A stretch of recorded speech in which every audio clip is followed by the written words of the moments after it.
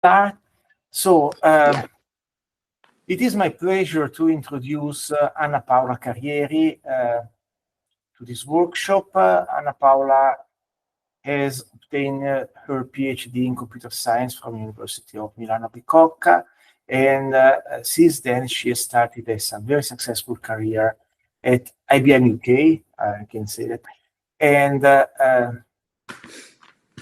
so please, we are very welcome to have you here.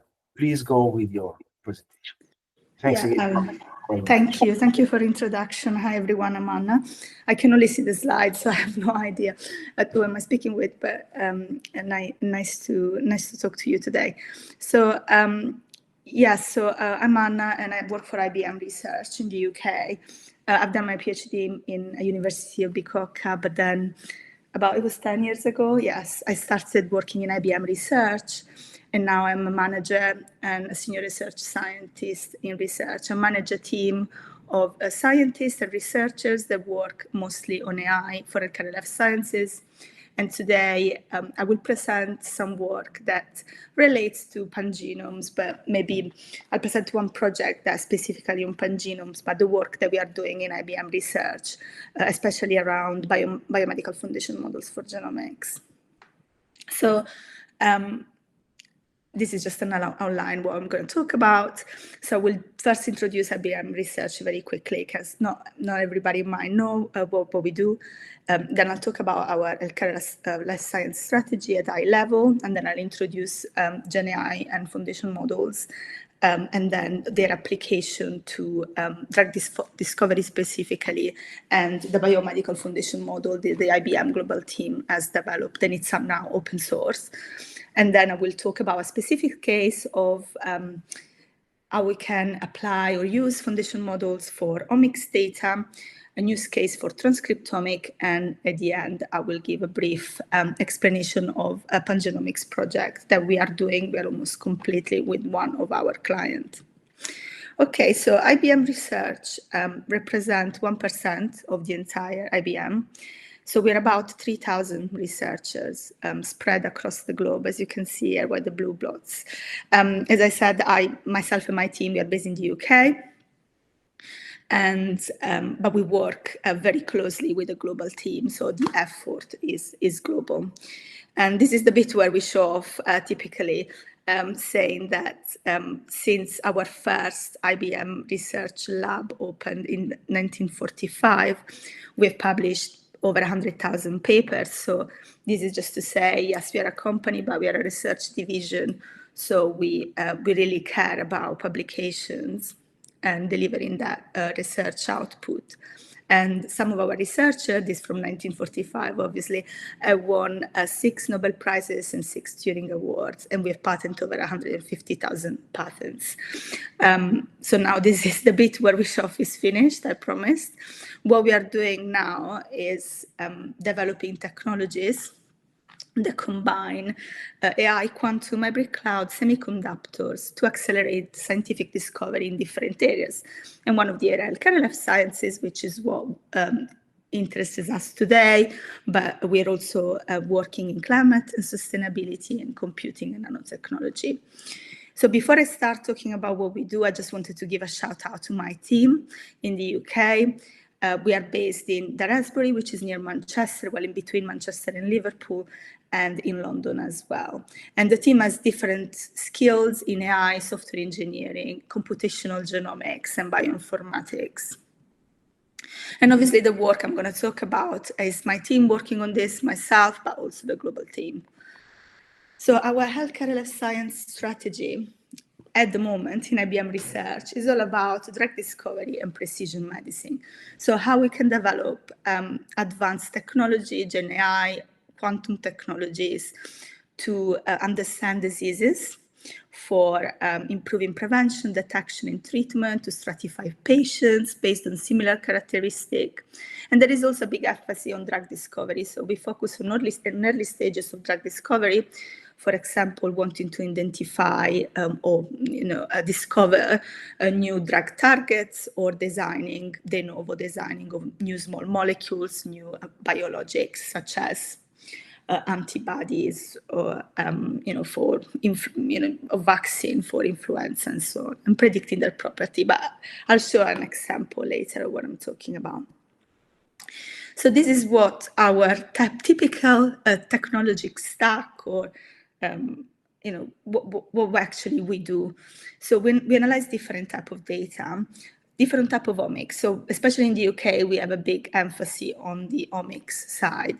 So it can be human genomics, transcriptomics, proteomics, but also in the past, we've done a lot of work on microbiome data. And what we do is that we analyze this data individually, or we integrate them, or try to integrate them, even with other data types, like the other modalities, such as tabular data, images, and so on. So obviously, there are a few steps of data engineering, feature engineering, integration, and then development of different type of technology. So from an application, so for example, for classical machine learning, deep learning, bioinformatics approaches, graph neural network-based approaches. But the emphasis is on the moment, and it's what like the healthcare life science community is looking at, is really the development of biomedical foundation models. So I will focus this presentation on that. We also started exploring quantum application for omics data with a few clients and a few projects. And the other emphasis, or the other focus that we have, it's not only applying these AI machine learning models, but also provide explainability, interpretation of the results, obviously evaluation and so on. But I will give you a concrete example. So before I go into explaining what we do around biomedical foundation model, I just wanted to share a classical machine learning, or a classical automated AI pipeline that we recently published. This is was just end of last year. So this is an open source tool. So if you want to run a classical machine learning analysis on some tabular data, they can be omics data, gene expression, they can be SNP, they can be a microbiome table, abundances of microbiomes, any tabular data.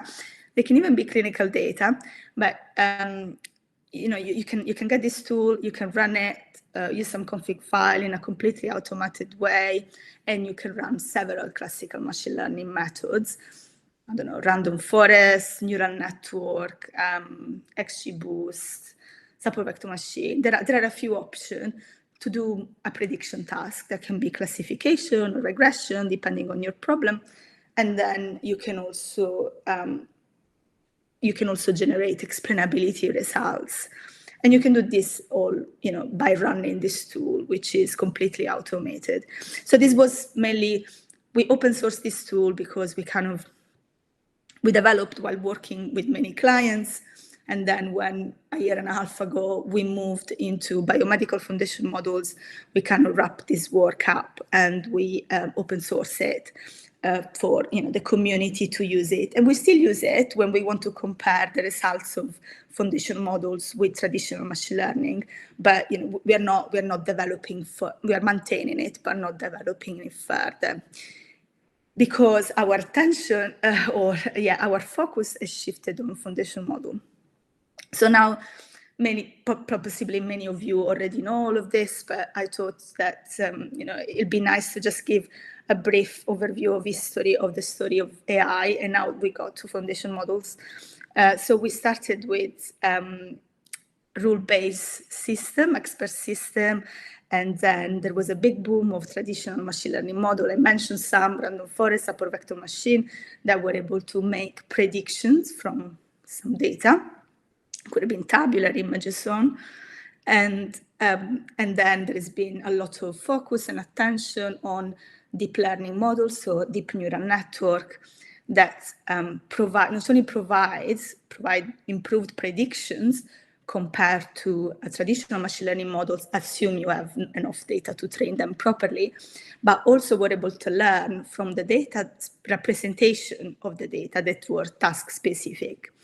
Then in 2017, a paper was published by Google Research and DeepMind, I think, and was called Attention is All You Need. Well, actually, it was a paper proceeding to a conference called NeurIPS, which is a very important conference in the AI community. I'm sure you all know of it. But so this paper was published by Google, where they presented a new architecture, a new neural network architecture called the transformer. This was the first transformer architecture, which is mainly at the base of, sorry, I've got a cough, which is mainly at, it's the foundation of what a foundation model is and what Gen AI is. And since then, there has been like a boom in the scientific community in developing this Gen AI method. So this transformer is at the foundation of things like ChatGPT, that is a foundation model based on language, and others, and many other large language models and foundation models. So what's different compared to this, and I will go a little bit more in detail in the next few slides, is that compared to deep learning and classical machine learning methods, not only they, hopefully improve the prediction accuracy, the prediction performance, but also are able to generalize better. So learn better, more generalizable representation of the data. So let's see the difference then. So with classical machine learning or AI methods, you have a specific use case or task you want to predict. It can be a classification. I don't know, if we think about disease subtypes, it can be a regression task if you want to predict like a value and a number, degree of something. I don't know how well somebody is responding to a drug, for example. But the task is specific, and you train each machine learning model with a specific training data and to perform a specific task. So now what happened is that what happened with classical AI models that are not Gen AI is then even if you might build or you might generate a model that has a very high accuracy for your specific task, for your specific study and data set, what we found is that, and what the community has found, is that when you try to transfer that learning or applying this model on another study, in another cohort, let alone another task, the performance dramatically decreases. So these machine learning models are not able to generalize. They don't learn often, especially when the dimension of the data set is small, they often learn characteristic of the samples in your data set rather than general characteristic of the population or general characteristic of the problem that you are investigating or you want to characterize. So with foundation model instead, the idea is that you have one big model called foundation model or large language model. I mean, large language model are foundation models specific to languages. And you've got one big model and you can train it on a huge amount of unlabeled data that they could have like different modalities. And the idea is that the foundation, at a very high level, the foundation model learns characteristic of the data, general characteristic of the data, and the data can be from different domain, different cohort, different studies, just a huge amount. And then once you have this one big model, you can have different downstream tasks, and you can do something that's called domain adaptation and fine tuning to tune these big models to your specific downstream task. And the idea is that because the model has learned generally before, the results, your prediction are, your insights are more robust and more general and so on. So in healthcare life sciences, why this can be really it can be an advantage using these large models, because often when you deal with data, omics data, for example, genomics data or patients' genomic data. So if you think about one of the projects we've been working on recently, transcriptomic data of epilepsy patients taken from the brain. I mean, how many patients data can you have? We are talking about very small cohort because these data are difficult to collect. They're expensive to collect. So the clients or, the pharma company or the hospital that we work with, they might have very small cohort, high quality small cohort of omics data.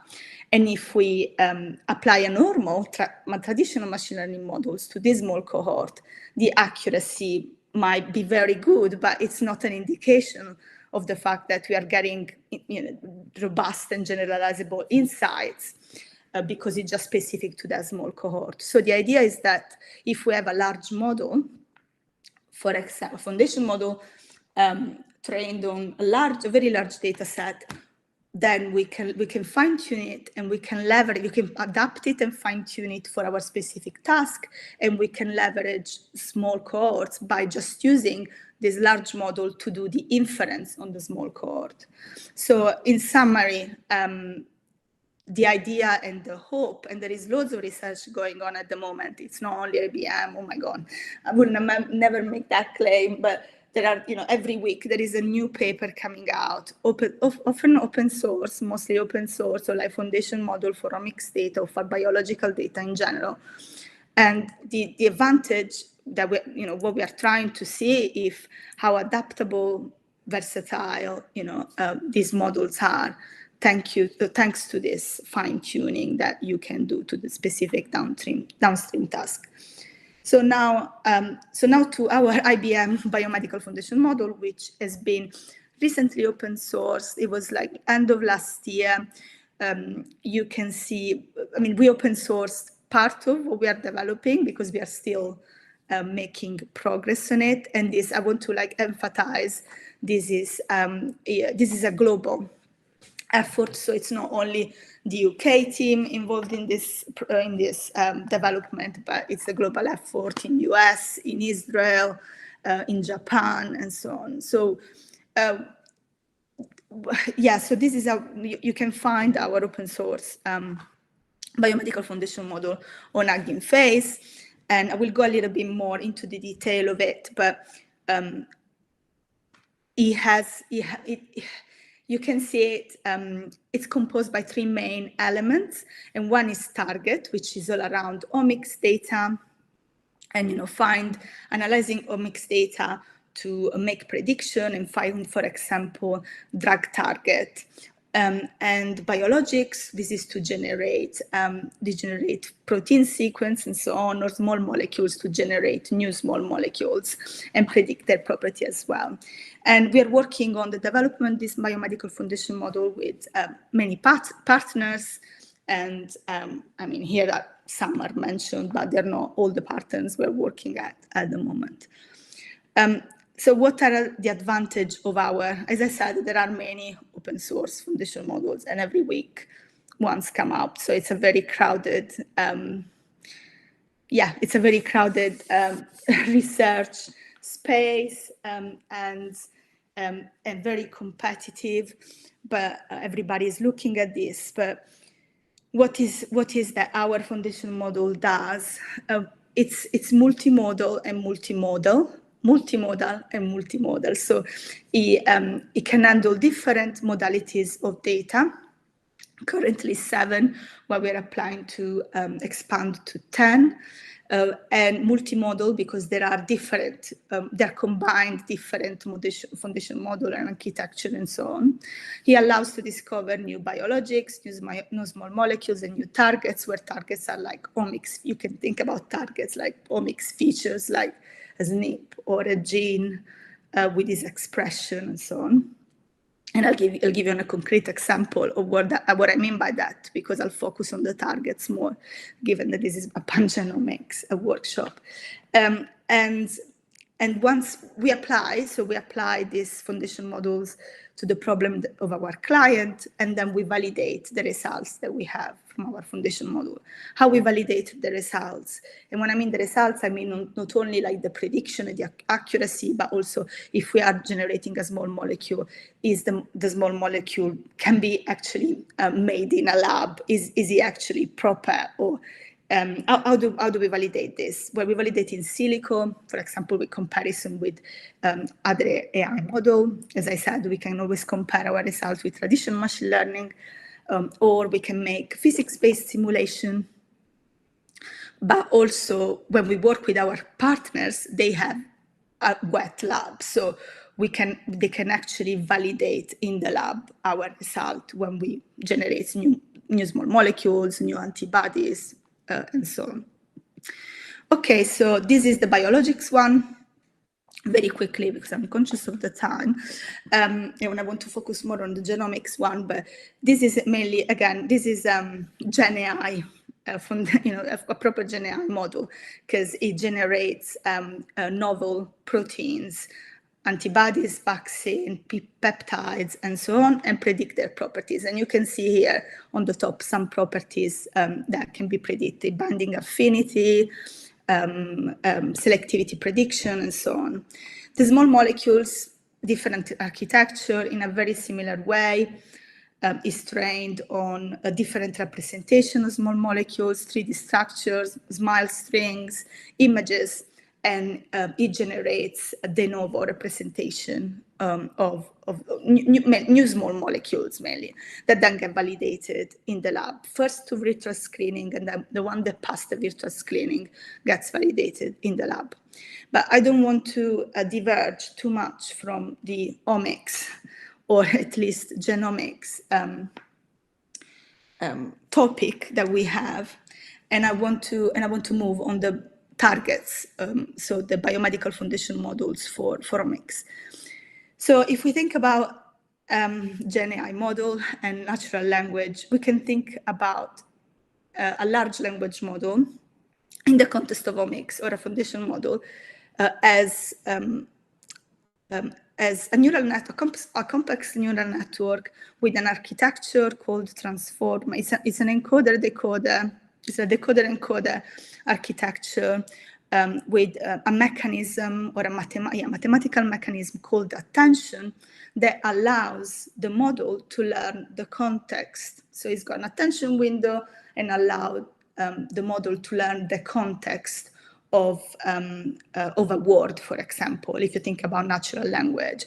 And in that way, by learning the context like the human brain will do, is able to fill a gap. So predict the word that is missing. Like in this example, you can see, I made a slice of toast, but forgot can you grab it from me from the bridge? That's probably butter, isn't it? So based on the context, like the human brain will do, is able to predict that word that is butter. Similarly, if we think about DNA sequences, you can mask nucleotides, a few nucleotides, and train a transformer, a large language model based on DNA, to predict, to fill that gap. If you think about gene expression data, where we have genes with their expression, we can mask the expression of a gene, or we can mask the name of a gene and learn and teach and train a large language model to predict either the expression or the name of the gene that is missing. So once a large language model or foundation model that is, for example, trained on DNA data or RNA data, is trained on a huge amount of omics data, it learns characteristic of the DNA and of the RNA. And after it's done that, you can have one last layer of that big architecture, the big trained model, that can be a softmax layer, which is the layer that enables you to do a prediction. So for example, a classification. And I will give a specific use case to kind of clear this up. But I wanted to emphasize that we are developing, so part of it is open source, the single cell RNA model is open source, but what we are focusing our effort is at the moment in two transformers architecture, so two foundation models, one for genomics and one for transcriptomic, where for transcriptomic we've got both single cell RNA and bulk RNA data. The genomic model, so if you think about the prediction, what the last layer of this big complex neural network does, if you think about the genome model, imagine being able to predict disease risk of a patient based on their SNP, based on the variation in the DNA sequence. Or imagine to be able to predict the gene disease association based on the SNPs. While for the transcriptome model, we are mainly fine-tuning the model for other different tasks. One is gene perturbation prediction. The other one is drug response and also cell type annotation. Well, cell type annotation is specific to single cell transcriptomic data. Okay, so this is what we have been developing. Part of this is not open source yet, but it will be open source as well soon. And I will go forward with like a transcriptomic use case. I've got still a bit of time, and to kind of leave for the question. Okay, so to talk about our transcriptomic use case, I will first mention a previous paper that we published with one of our clients we work with called Represent. So this is a paper from 2022, I think. So it's like an old work that we did, like a previous work that we did. Here we used traditional machine learning, and in particular we used that tool called AutoXI for Omics that I showed at the beginning of the presentation, like traditional machine learning, classical methods.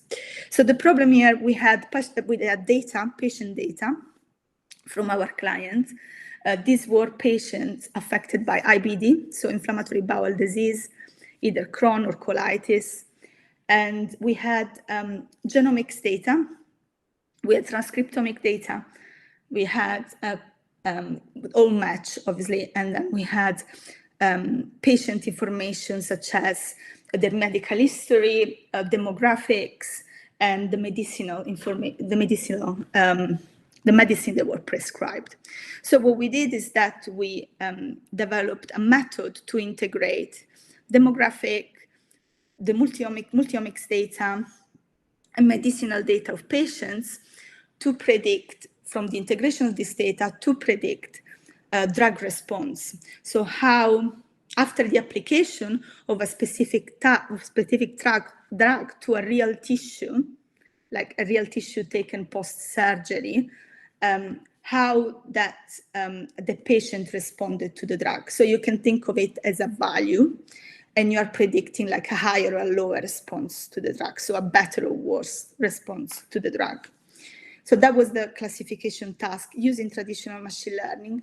We also applied some explainability to see of our multimodal features, which one were driven the prediction, which were most influential to drive that prediction. And we found that, for example, for patients that had colitis rather than Crohn, the response to the drug was worse.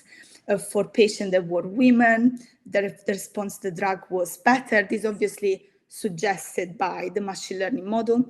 And some of these insights are actually, validate the model because they are consistent with what's already known about the problem. But some of them could be new. For example, we found a few SNPs that were most influential for predicting a better or a worse response. And some of these can be known, but some of these can be novel. So that's why you kind of discover new drug target, like what's the novel candidate that a biologist or a clinician can go and look and investigate in the lab to see if that association between having a variation in your DNA and having a better response to the drug is valid and is novel. The problem with this work is that it's only and it's not that I want to minimize it, but it is a proof of concept. And the reason it's a proof of concept is because it's a study with only like 50 patients. So obviously, whatever insight, we had decent accuracy, we had decent insights, but whatever insights we've got are not generalizable. You cannot make a big claim on a big discovery with 25 or 50 patients. So what we did is that we then moved into biomedical foundation models, and we tried to see, okay, if we use a biomedical foundation model trained on transcriptomic data, so on gene expression data, to solve the same task, does that give me better results in terms of performance? And does that give me better results in terms of discovering new features, new targets? One thing I have to mention is that this published work, this is based on genomics data, while what I'm talking now is another piece of work that is very similar, predicting drug response, but instead of from genomics data, so instead of using SNPs, we are looking at genes and their expression. But the concept is very similar. So we have a biomedical foundation model, our biomedical foundation model, trained on single cell transcriptomic data, adapted to bulk RNA data, adapted to the domain of predicting disease subtype for that particular disease, and then finally fine-tuned to predict, I don't know, Crohn versus colitis, or a specific drug response, and then used for inference with our small cohort of, say, 25 or 50 patients. So, so this is an example of how you do those steps. So, for example, and how much data you need to do that. So, for the pre-training, if you're looking at, here's an example with single cell data, because the work on foundation models for this particular project is not published, I cannot give the specific of it. When you work in a company, it works like that. You know, stuff are confidential until published, if published. But so this is a bit general, but it kind of gives you an idea of what you do and how much data you need for a foundation models. So for example, you can do the pre-training on general transcriptomic data using more than 10 million cells. Then you do the domain adaptation, where you use 100,000 cells to adapt your general foundation model on transcriptomic data to adapt it to the disease of IBD, inflammatory bowel disease. Then you do the fine-tuning with 10,000 cells to fine-tune the model to be able to predict specifically if a patient has Crohn or colitis from their transcriptomic data. And finally, once you've fine-tuned your model and you're happy with the performance, you can use your small data set of 25 to 50 patients and use that model to make an inference, to just predict Crohn versus colitis from from the gene expression of those patients using your fine-tuned model. And in that case, you know, to do the inference, you might need 1,000 cells, but you could also use 50 because it's inference, is downstream task. And this is just, you know, again, I'm being very vague here because we can't present real results, but this is an example in which where we are now with some of the things that we are doing, where we can see an improved inaccuracies of 2% using biomedical foundation model rather than classical machine learning. The other things that we do is looking at what genes, if we're looking at gene expression, what genes, so which features are more enriched in one disease rather than another. And you can see on the left a rank of disease that are either enriched in one disease A, which is the blue disease, or disease B, that is the orange disease. But we also look at pathways. So where these genes are more enriched in specific pathways. But well, here we have ordered the gene, like we have took the top 15 gene of the rank, and we see where these genes are more enriched in a specific pathway, because that can give more biological insights and explainability to your machine learning model results. Okay, so now just to kind of connect to the pangenomics biohacking workshop, I will talk about a pangenomics use case. So a project that we've been working on last year that is now is concluding, but we haven't published yet. So because we haven't published, I can talk about it high level. We haven't published yet, but also I have to be honest, I have not been involved in this work.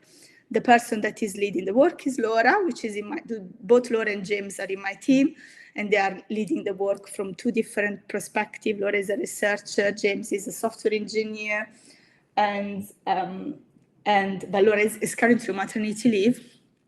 But I just wanted to give a shout out. But I can kind of explain what we are doing there at high level. So we are working with Erlam Institute, which is a big research institute in the UK, and Ragti Seeds as well. And what we are developing for them is a proper software, like software engineered software with bioinformatics capability and machine learning capabilities. So you can see kind of the schematic architecture on the right here.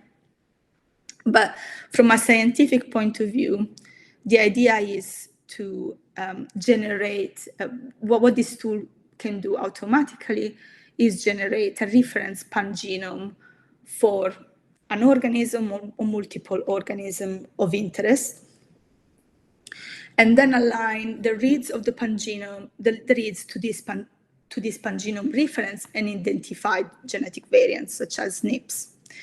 So then you can use those SNPs and apply machine learning model to predict different phenotypes from these variants, from these SNPs. And all this all gets done automatically. So you're thinking, okay, this is okay, but why are you doing it? Well, as you probably know, generating a pangenome, identify genetic variation with a pangenome or reference is a very expensive task computationally. So the idea here, this is a very much a software engineering project where we are really building a robust and fast tool to do this reference pangenomes for our client analysis. So the emphasis is on the automation of the analysis at scale, because we have many data here. And also this Erlam Institute, in particular our collaborator, we are looking at plant genomes that, as you probably know, are way much bigger than human genomes. So generating a pangenome for plants is more complicated than generating a pangenome for humans. And therefore, if you can do it from plants and you have enough resources and you have a software that is robust enough to do it on plants, then you can probably transfer it to a human genome as well. And then to provide our research collaborator a tool with a nice interface, a front end for non-AI or machine learning expert, so then they can be able to run this analysis independently and accelerate their scientific discovery that way. So this project is about to be completed, and the software is been now it's been evaluated by the client under an evaluation license. So hopefully a publication will come out of it as well. But you know, it's an ongoing project, so we haven't published it yet. But having said that, for the machine learning part of it, at the moment, we are using traditional machine learning, but one can think of using, again, biomedical foundation models to do the same task. So predicting phenotypes from SNP. You can use traditional machine learning, or you could potentially use biomedical foundation models. But at the moment, this project is more on the software engineering side. and we're just using traditional machine learning to start with because it's complex enough. Okay, so this was me. And I don't know if, how does this work, if people have questions. Yes, we are collecting the questions on the Matrix chat. There is no one so far, but there always a bit of a lag between your presentation and what the audience will see on YouTube. Okay. So I will start with that question. So at the beginning, you mentioned that the introduction of the transformer architecture has changed the deep learning or the machine learning field. I would like to know, in your opinion, how likely it is that there will be another architecture that will change so dramatically the field? This is an interesting question. I would say likely because, for example, this transformer architecture at the moment is very good with languages and code. So if we think about ChatGPT or others, large language models that are open source, Llama and so on, they are very good. I don't know if you guys ever used it, but they can do loads for you. Can ask any question, you can kind of give a piece of like text and say, can you summarize it? Or maybe I shouldn't say these things. Or can you create a bullet point? Can you polish an email? Obviously, if you're doing stuff in English, it could be like quite useful. If you want to send like an email to, I don't know, a professor in English, you can like check it on Llama, or you can use IBM large language model, which is open source, which is called Granite. Please use IBM. Version 3 is open source. So IBM has, because we work in life science, we use Granite. My team is not involved in the development of Granite, but it's a large language model like Llama, ChatGPT. And these models are proving to be very, very successful in what they do. They still do something called hallucination. So they're not perfect because obviously, depending on what they are trained, they can do mistakes. So they're not perfect, but they're achieving very, very good performance. And every so often, a new version with a new billions parameter comes out, and it's like a race between Llama and Granite and ChatGPT. It's just like, it's mental. So they're really promising, but they're not perfect, one. And two, so there could always be an improvement, like in research. And two, while they're very good in languages like natural language that we speak, English, in life sciences and healthcare specifically, we are still like catching up. We are still trying kind of to really demonstrate the value of this, like 2%, but not only us, but other publications. Okay, so 2% performance is increased. Is it worth it, all this effort of training, computation? Like, we are really trying to demonstrate the value in another domain that it's not natural language. So I wouldn't be surprised if, in a little while, there comes up another architecture that is more suited for it. This is a variation of it, more suited for other modalities, or, a better architecture that improves also the natural language foundation models. Okay, thanks. And then I have another question.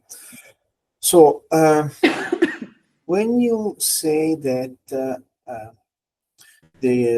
your software is available, do you mean that the trained model is available, or that it is actually it is feasible in practice to train the same architecture on different data? I'm trying to understand. So the point is, when you say that your software is available, do you mean that it is the pre-trained model available?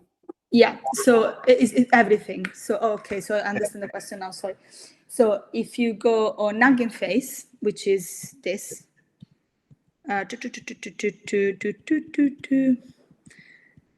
if you go on Hugging Face, this tool link on Hugging Face, it's two models, right? You can download the weights of the model. So that's your pre-trained. That's what you need to build your pre-trained model. So yes, you've got the pre-trained model.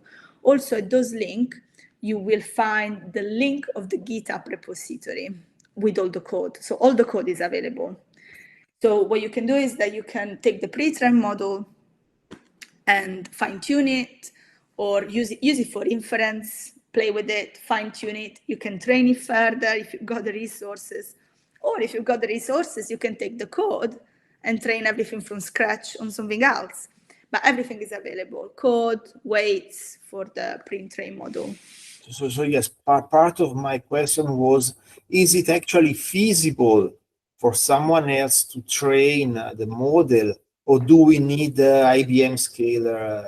No, it is feasible. You don't need IBM GPUs, but or IBM hardware to do it. You can do it in any hardware. But there is a manual that explains how to do it. A warning is that obviously the training of this, or tuning of this model, like even the inference is quite, like, because they're big models, is quite expensive computation. Like, you need resources. So but for example, some of these models we have trained and tuned on AWS. Like, you don't have to do it necessarily on IBM system, no. But you'll need resources like GPUs, probably multiple. Okay. Thank you very much. I think that it was very, very clear and very exciting. So we thank you, Anna Paola, again for having accepted our invitation. Thank you very much. And